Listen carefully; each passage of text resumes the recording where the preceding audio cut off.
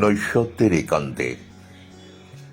কবি সাহাজুল হক। নৈঃশব্দের একান্তে দাঁড়িয়ে জীবন নিজেকেই গণনা করে। প্রাপ্তি অপ্রাপ্তির অস্পষ্ট অঙ্ক ধুলোয় ঝাপসা হয় সময়ের সড়কে। তবু নীরবতার অগ্নিপথে ঘূর্ণিপাকের ভেতর দিয়েই হাঁটে মানুষ। অবসন্ন দেহে বহন করে অটল থাকার নিঃশব্দ শপথ।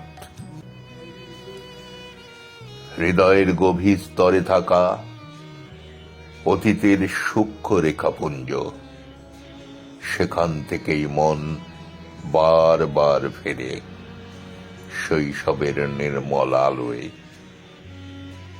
যেখানে আনন্দ ছিল প্রশ্নাতীত আর সত্য ছিল সহজ।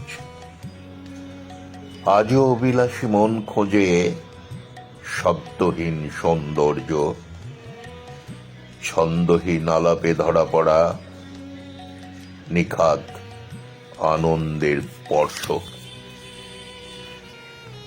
সময়ের সীমানা পেরিয়ে সে পৌঁছয় এক অনন্ত নৈঃশব্দে, যেখানে জীবন অবশেষে নিজের মুখোমুখি দাঁড়ায় জীবনকেই ভালোবেসে।